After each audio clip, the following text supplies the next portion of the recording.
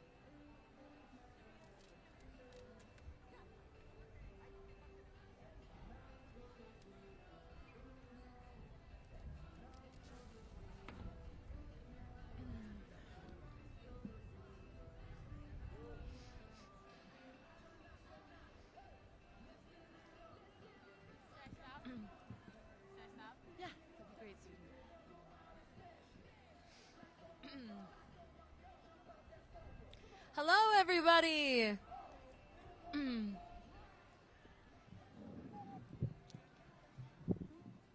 just get this down. Hello, everybody. Thank you so much for coming. This is amazing. A sea of yellow school buses. My name is Katie Maluski. I'm a mom of boys that attend a selective enrollment school and a founding member of CPS Parents for Buses. The name of our group says it all, basically. We're an all-volunteer group of CPS parents united by one singular mission: get all CPS students that qualify for transportation to the school that they need to be in so they can thrive. It's as simple as that. We believe in equity for all students, and you can't have equity if students don't have access to the school that they're enrolled in. No student should be isolated or disadvantaged due to transportation barriers. To give you a little background about the situation, Chicago Public Schools canceled buses for 5,500 selective enrollment and magnet elementary students with only 3 weeks' notice at the beginning of this school year. In previous years, In previous years, as a matter of course, CPS offered a transportation allowance of $500 a month to families that CPS was unable to route on buses. But this year, not only did they cancel a seat on a bus, they canceled the travel allowance too. Why would they do that? Especially when 85% of the children denied transportation come from low-income households. Some parents have had to quit their jobs to transport their children to school. Others have endured financial hardships selling household goods in order to pay for transportation. Many families had no choice but to remove their child from a school where they were thriving. In a survey of just 14 magnet and selective enrollment schools back in October that we conducted, we learned that a minimum of 154 students were forced to leave the school they loved. The need that this school is filling is no longer available to them because of transportation and nothing else. Our group has been working since the beginning of the school year to help our families. We've spoken at all of the Chicago Board of Education agenda and monthly meetings. We've met with individual board members. We've met with CPS transportation executives multiple times, including Charles Mayfield, the COO, and introduced many well thought out and equity-based solutions, but they are unwilling to budge. Before we get to the, sorry, I forgot I printed on the back side of my page there. Sorry about that. We've tried to work through the system, but that has failed us. So that is why we are here today. We are here to show CPS and the Chicago Board of Education the faces of the families that they are negatively affecting. We are here to just show them how many people support this cause. So out of the audience here, how many families, I want to cheer, are from selective enrollment and magnet schools today? I want a loud cheer. Woo! Nice. All right, now I want to hear from all the people that are here to support those families from selective enrollment and magnet schools. Let's hear it. Woo! You guys are awesome. And there's the bus. Dr. Carmen, Dr. Gano, come on up. Sorry, one of our speakers just got here. So what is the point of a transportation department that doesn't even support transportation for all students that qualify for it? Transportation cannot be considered an optional resource that CPS can be fickle about. These are children's lives. You can't provide transportation one year and then decide not to the next. If a seat on a bus can't be provided, then the transportation allowance that has been paid in years past needs to be given. On CPS's website, they state that equity means ensuring that every child receives what they need to develop to their full academic and social potential. Well, they can't do that without transportation. With it being the second semester already, the only thing that CPS can do right now to help our struggling families is reinstate the transportation allowance they have done in years past. Our demand is simple and easy. Resume transportation allowance now until a seat on a bus is made available to every student. Thousands of families have been struggling for months. Give them the relief they need.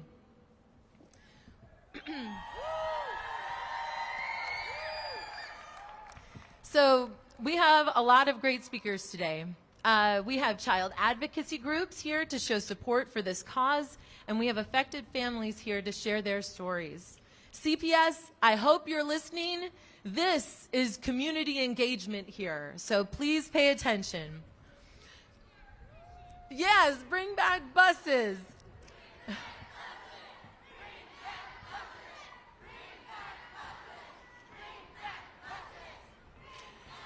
So before we get to our speakers, I want to point out the people walking through the crowd with the bright yellow vests. Now, we got a lot of yellow in the crowd, but they're specifically wearing those awesome, almost fluorescent green ones. Please go talk to these people. They can give you more information about our group and this situation. They can also give you an important follow-up action that you can do to do your part. We want to flood the emails of Pedro Martinez, Chicago Board of Education President Xi, and the rest of the board. We want them to know that our families matter and they need to resume the transportation allowance now. And with that, I'm going to introduce our first speaker. It's Ed Maluski. He's been a member of this group from the beginning, and he's my husband. So he's going to give you some more information. Thanks, guys.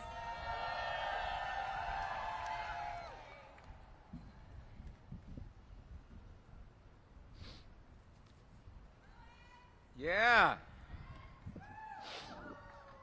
Good morning, parents, students, and friends.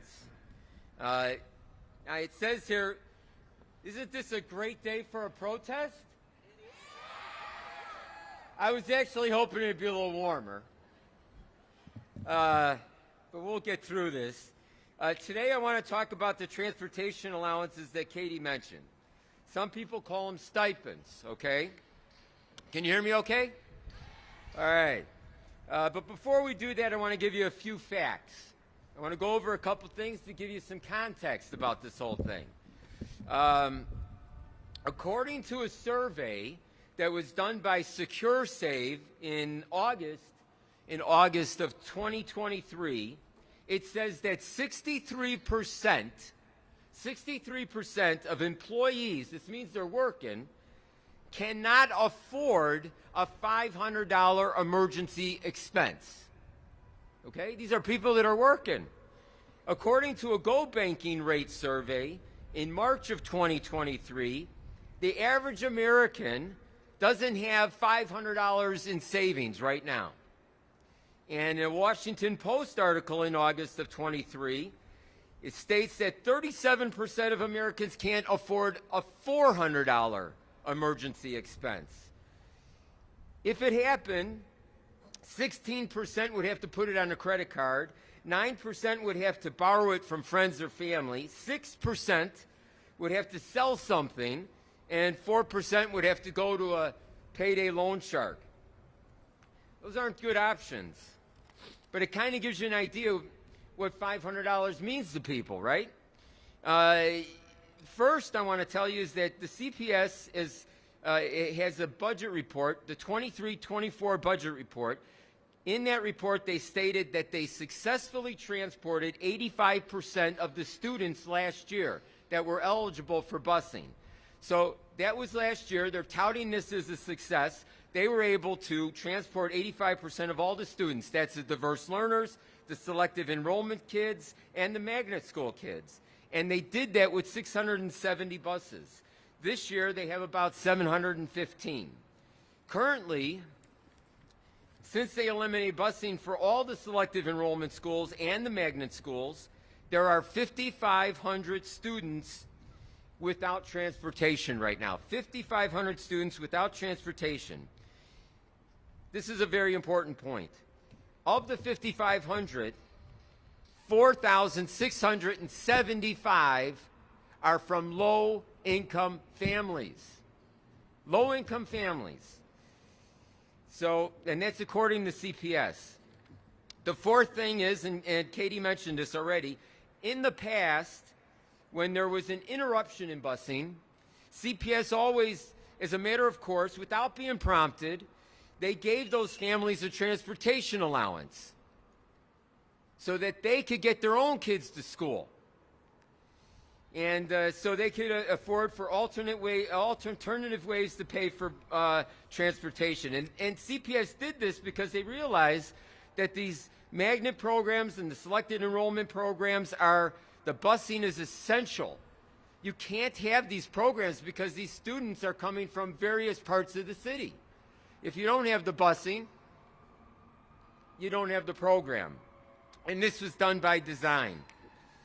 But this year, while there's still a nationwide bus driver shortage, you've heard this before, which CPS keeps referring to as a crisis, because it is, they completely eliminated all the busing service for our group of kids. Completely eliminated it.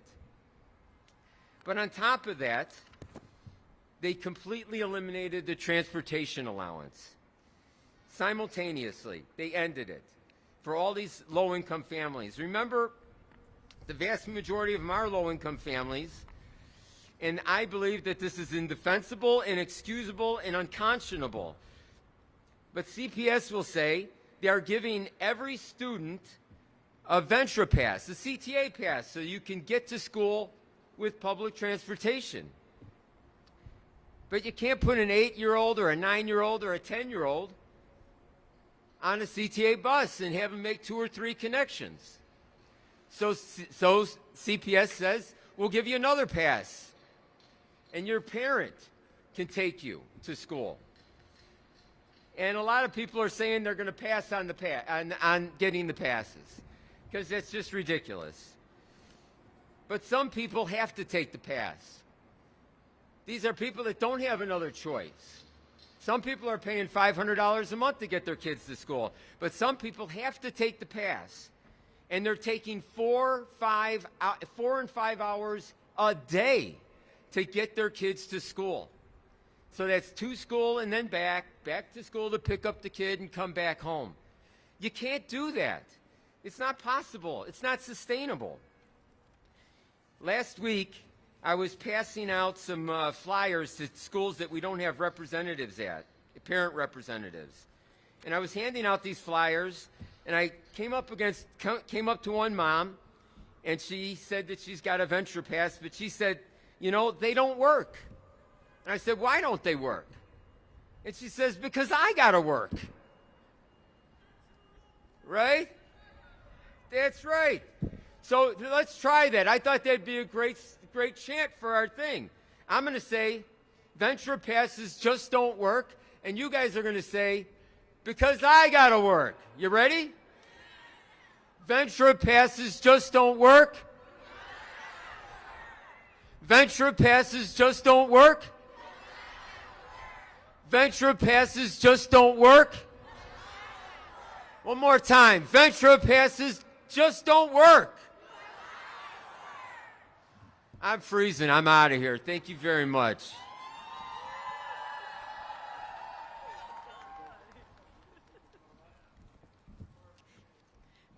Ed. All right, our next speaker is Hal Woods. He is the Chief of Policy at Kids First Chicago. Kids First is an educational nonprofit that brings together families in solidarity to create stronger public schools to support all children in Chicago. They believe that improvements in education will only come when families are respected as authorities on what their kids need and decision makers in their kids' education. Kids First stands with all of you to demand the district bring back transportation allowances for families who were promised busing. Hal Woods.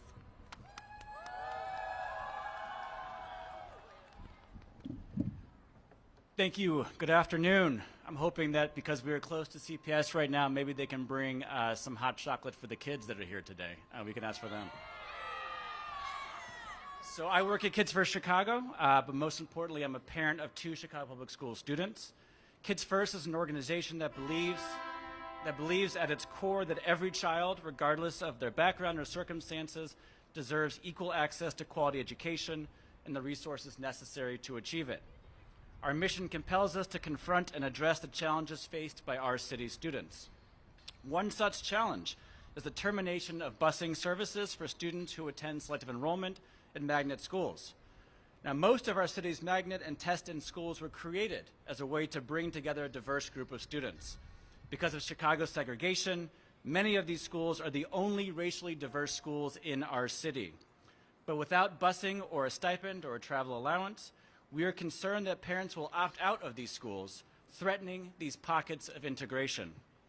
Now, families were promised transportation to these schools, and CPS has broken that promise. The decision to not provide busing or stipends to your students has had profound and far-reaching consequences on families and their ability to ensure their children's education. Students and parents are now facing commutes of up to 5 hours per day, and some have resorted to unreliable and potentially unsafe third-party transportation services, costing families hundreds of dollars each month. The ripple effects extend beyond just logistical challenges. They have led to job losses, missed professional opportunities, and significant mental, emotional, and financial strain on families, the majority of whom come from low-income backgrounds. At Kids First Chicago, we believe in action and advocacy. We have seen how parents affected by these busing challenges. Hello. My apologies. We've seen how parents affected by these busing challenges have proposed well-thought-out solutions and advocated for the reinstatement of busing services, or at the very least, the reinstatement of the transportation allowance. Despite your efforts, your calls for a sustainable, equitable solution have been met with resistance. However, we are not deterred. Our commitment to your children's future is unwavering, and this fight is not just about transportation. It's about protecting the right of every child to access the best education our city has to offer without unduly burdening families. Whether you are directly affected by this issue or you share our belief in equitable education for all, your support is critical. Together, we can make a difference, and together we can ensure that our policies put kids first, not just in name, but in action. So thank you for your attention, your support, and your commitment to the future of our children in this city. Thank you.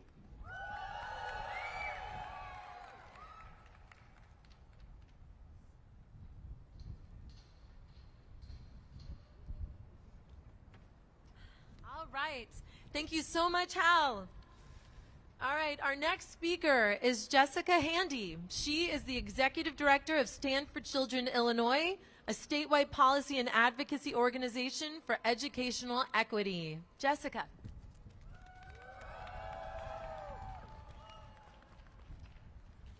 Thank you, Katie, and thank you, everybody, for being here and for inviting me to speak today.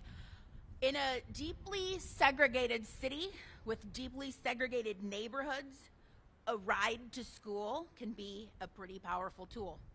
A ride to school can integrate classrooms. A ride to school can give students opportunities beyond their zip code.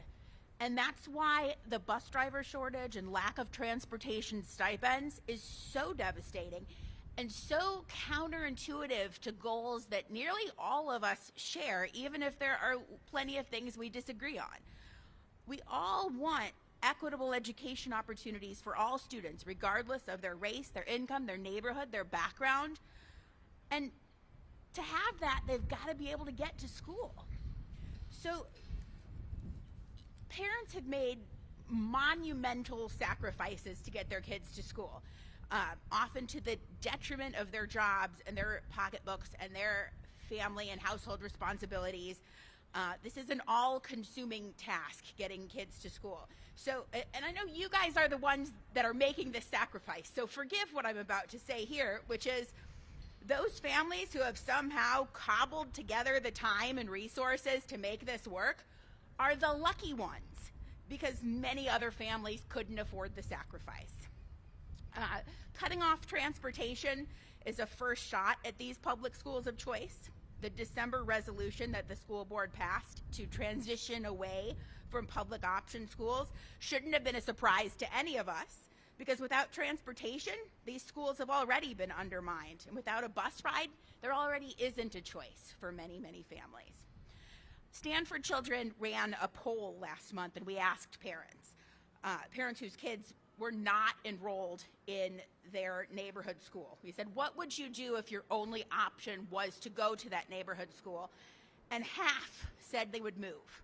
30% said they'd leave the city. 19% said they'd move to another neighborhood in the city with a better neighborhood school.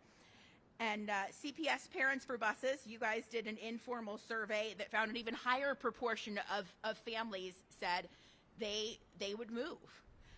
So public school choice is always an option for families who can afford it. If they can afford a house in a better neighborhood, if they can afford a house in a nicer suburb, if they can afford a reliable car and gas money, frequent ride shares, paying the neighbor to pick up and drop off their kid. It's hard, but there will always be a choice for families that can afford it. So who's left without a choice? Who does this policy hurt the most? The families who are the most deeply impoverished, disenfranchised, and marginalized, and the kids who most desperately deserve access to a great school. So that's why I am honored to join you today in your call for transportation stipends for families, especially low-income families whose kids deserve a ride to school. Thank you.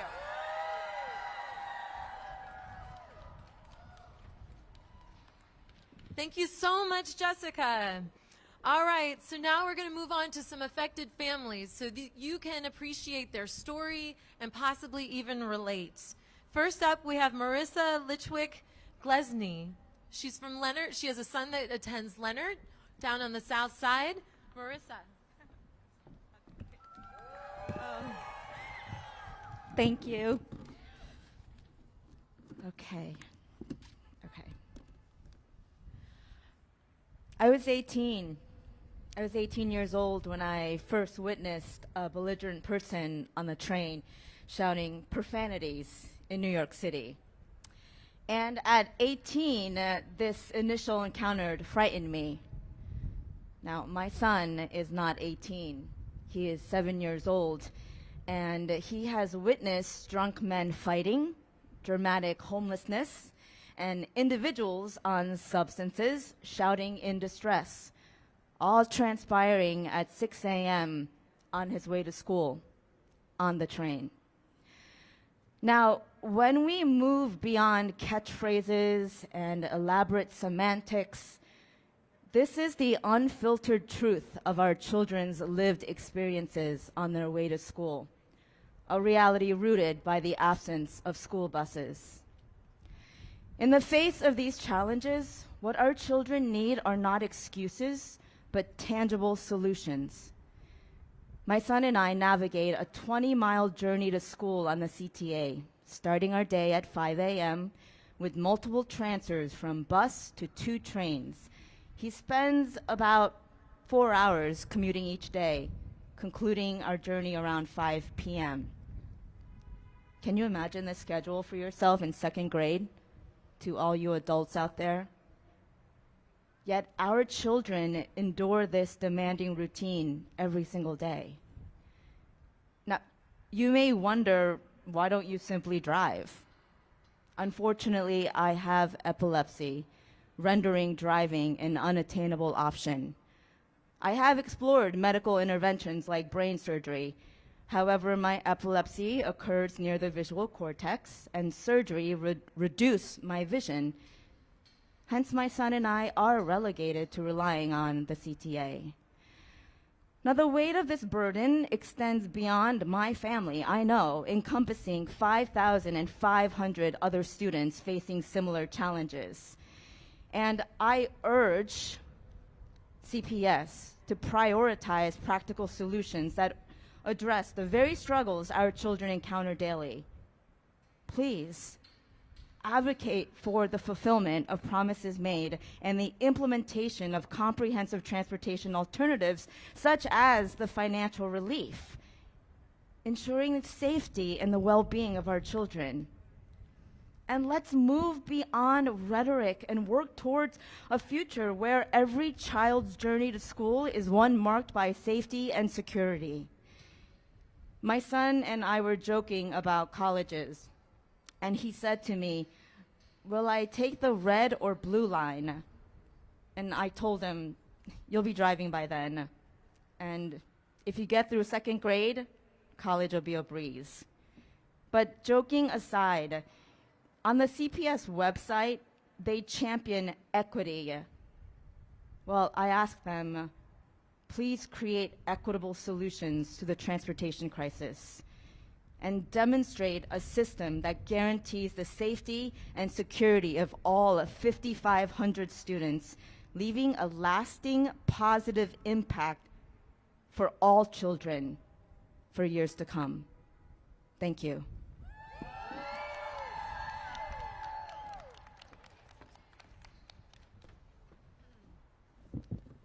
Amazing, Marissa. Thank you so much for sharing your story. Next, we have Sydney Breno. She's going to be speaking in Spanish, but Nuria McNeil from Inter-American is going to translate after, and then Nuria is going to also share her story too. Come on up, Sydney.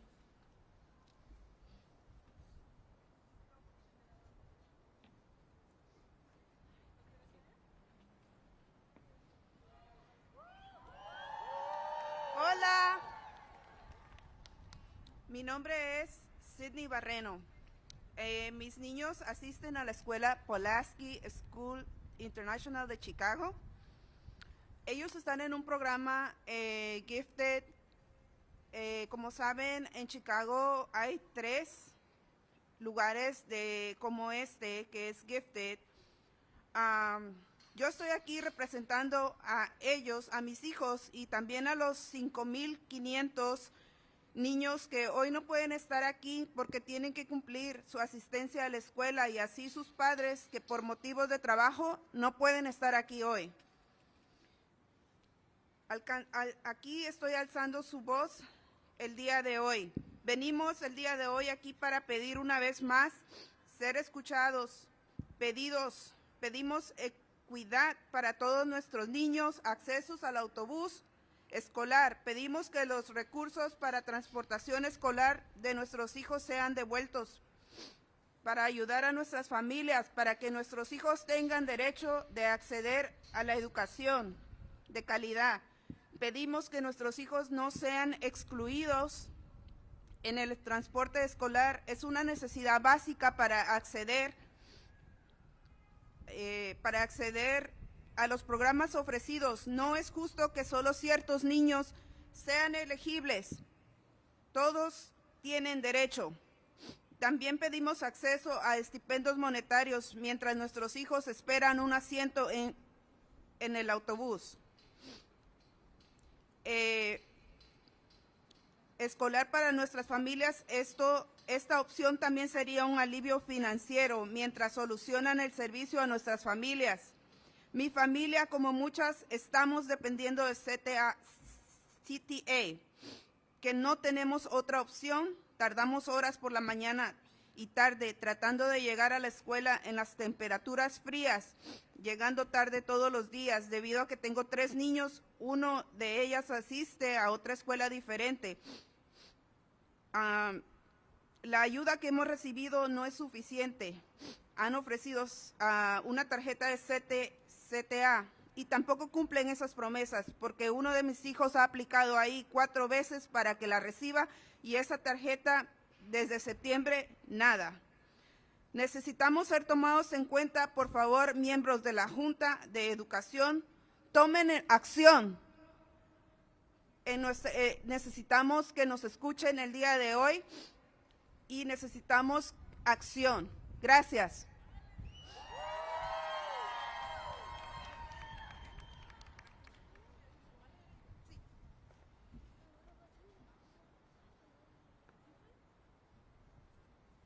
Hi, I'm Melina and I'm going to translate. Hello, my name is Cindy. My children attend Pulaski International in Chicago, one of the three gifted regional schools in the Chicago area. Today I am here to represent them and also the 55,000 children who cannot be here today because they have to attend school and their parents who cannot be here for work reasons are raising their voices today. We come here today to ask once again to be heard. We ask for equality for all children, access to the school bus. We ask for the resources of our children's school transportation to be returned to help our families so that our children have the right to access quality education. We ask that our children not be excluded from the school transportation. It is a basic need access to the program offered. It is not fair that only certain children are eligible. Everyone has the right. We also ask for the access to monetary spendings while our children wait for a seat on the school bus. For many families, this option would be also financial relief. They fix service for our family. My family, like many others, are depending on the CTA. Because we have no other option, we spend hours in the morning and afternoon trying to get to school. In the cold temperatures, arriving late every day because I have 3 children and one of them attends a different school. The help we have received is not enough. They have offered CTA and they do not fulfill those promises. Either because one of my children has applied 4 times to receive a card, and since September, nothing. We need to be taken into account. Please, members of the Board of Education, take action.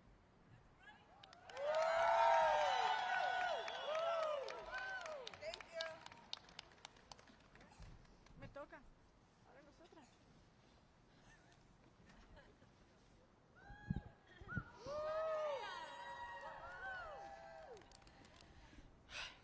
My name is Nuria McNeil, and I am the mother of 2 girls at Inter-American Magnet School. We have relied on CPS buses for over 6 years. The announcement of the transportation cancellation came as a shock.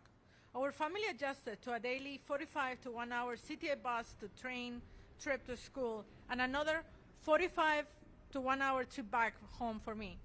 My husband picks them up in the afternoon, and I make up the time in the evenings after my kids go to bed. For many families, this is not sustainable, time-wise or money-wise. Almost half of our population depends on CPS transportation. In our school, we have legacy parents who wanted their kids to attend our school, and now they feel forced to leave it. My daughters do not want to lose more friends. Our family has always been lucky because all our neighborhood schools were good. But we chose Inter-American for its dual language program and its legacy. Our community thrives by attracting children from all over the city, which enhances the cultural diversity of our school. I voted for Mayor Johnson because I believe in public education. But now I am disappointed and I feel cheated by CPS, CTU, and the administration. The ineffectiveness of CPS to find a solution or be transparent about their efforts is very disheartening. Our group of affected parents worked on finding alternatives and solutions. We presented these ideas to CPS, but all we received was a notification not to expect bus service next year. Then came an announcement by CPS Board of Education to transition away from the school choice, which made us doubt the sincerity of CPA's efforts and intentions. Choosing a magnet or selective enrollment school is not necessarily turning back on neighborhood schools. It is about choosing the school that best serves our children. Our city is already extremely segregated, and removing busing threatens mostly low-income families and will result in more segregated education. CPS states that their goal is to provide high-quality public education for every student, but by not providing transportation, they are taking away the opportunity for this high-quality education for many children. The same way that every child is unique, has different interests, and learns differently, not every neighborhood school can be everything every child needs to thrive. I am all for neighborhood schools, but I have lost confidence on CPS. I do not want to believe that the administration's inadequacy was just to force us to leave our school of choice. Excuse me. I want the truth. If the real reason for the removal of busing is budget, then tell us. If the real reason is to force us from our school of choice, tell us. What I want is truth. And if I am wrong about CPS efforts and intentions, I want to be proven wrong. I am in awe of our parents group and, excuse me, and all the ideas they have worked out. Either provide us with options or allow us to find our own solutions. Just do not play with the lives of our families and the education of our students.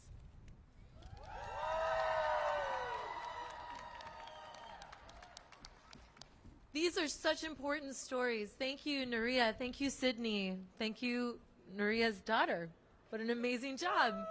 Woo-woo. Our final speaker is Dr. Carmen Palmer. She is an Illinois PTA District Director, and she is my district director, actually, and she's been a huge support in this. So please give a hand for Dr. Carmen Palmer.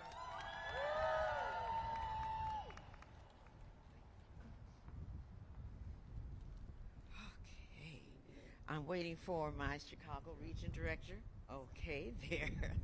Well, I want to say hello and greetings to all of you absolutely dynamic parent leaders. It just makes my heart sing. We have some of our PTA members in the audience as well. I also want to give a shout out and kudos to the CPS Parents for buses. You are awesome. This is just the beginning, and I can't even imagine what you're going to look like as we move forward and fight this good fight. I want to take a special and give a special salute to Miss Katie Maluski, her outstanding husband, and their outstanding leadership around this serious busing issue. As I was introduced, I am Dr. Palmer. I am the Illinois PTA District 25 Director. This is my upline. This is Dr. Gano, and she is the Illinois PTA Chicago Region Director. Illinois PTA District 25 and Chicago Region are here in solidarity with CPS Parents for Buses, in that PTA's motto is every child, one voice. Every CPS student who requires bus transportation to school should have bus transportation to school in exchange for our tax dollars. We pay those taxes for those buses for our children. Again, PTA advocates for every child, one voice. Our IEP CPS students should have their needed bus transportation. Our magnet CPS students should have their needed bus transportation. Our students in temporary living situations should have their bus needs and transportation met. And certainly our selective enrollment CPS students should have their needed bus transportation available. Every child, one voice. In that, this year is half over. CPS needs to provide transportation allowance reimbursement and should provide these reimbursements until all students requiring bus service have a seat on the bus. One of the 6 purposes of PTA is, and this happens to be my personal favorite, to advocate for fiscal responsibility regarding public tax dollars in public education funding, so that we, the taxpayers, can hold our elected officials and our Board of Education accountable for how our taxes are being used for the education of our children. Our tax dollars for our CPS children are being siphoned off to TIFs, vouchers, charter schools, etc. The results? CPS students that require school buses don't have a bus.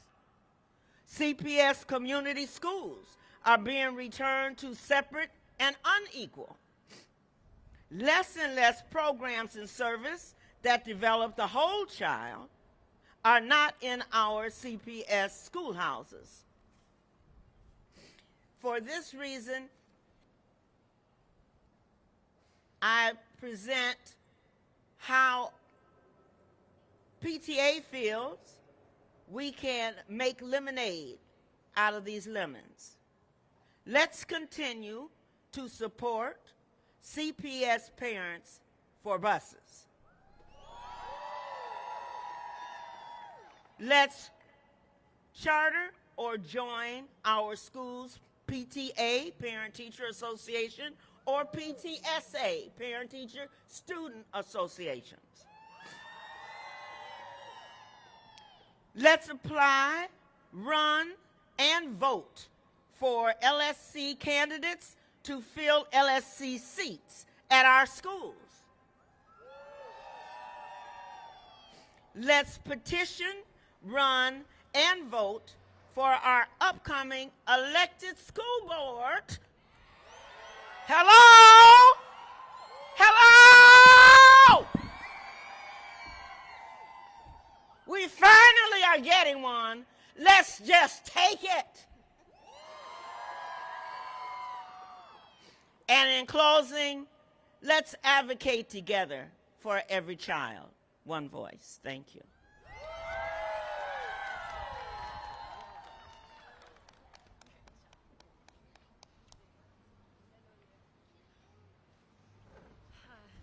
Thank you so much, Dr. Palmer. Thank you so much, Dr. Gaino. Our time is up, but you guys are amazing and probably very cold. So let's end with this. We need to make sure CPS knows that they need to resume transportation allowances now. So get the word out. Talk to your aldermen. Send letters to the board, to Pedro Martinez, to COO Mayfield. We have to keep the pressure on. They need to resume this. Thanks so much, everybody, for coming today. We truly appreciate the support. And enjoy the rest of your day.